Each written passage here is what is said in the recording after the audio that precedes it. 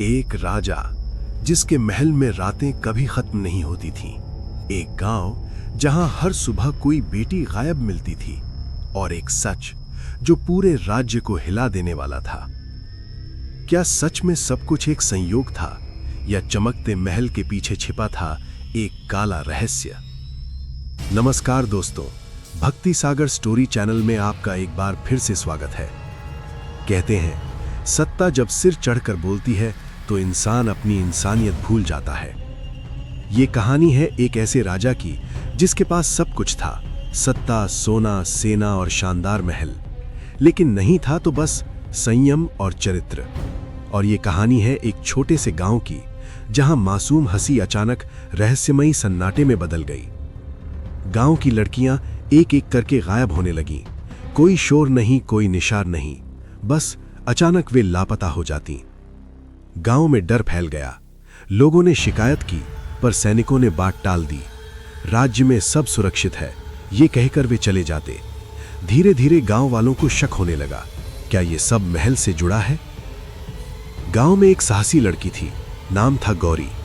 गौरी ने ठान लिया वो सच्चाई का पता लगाएगी। एक रात उसने देखा महल की ओर जाने वाला गुप्त रास्ता खुला हुआ है। उसने चुपचाप उसका पीछा किया। महल के पीछे एक पुराना तहखाना था जहां से धीमी रोशनी आ रही थी।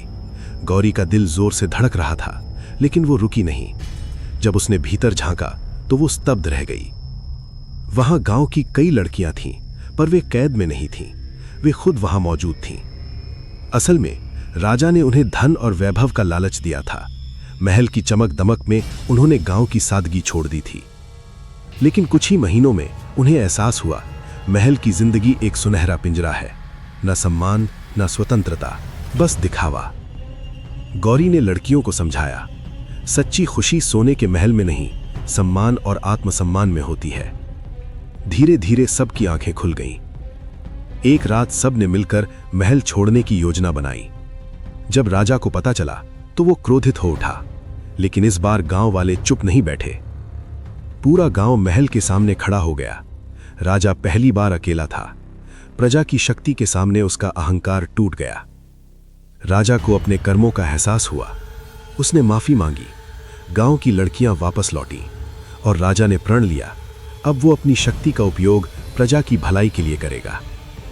सीख: धन और वैभव का आकर्षण क्षणिक होता है, सच्चा सुख सम्मान, आत्मसम्मान और स्वतंत्रता में है।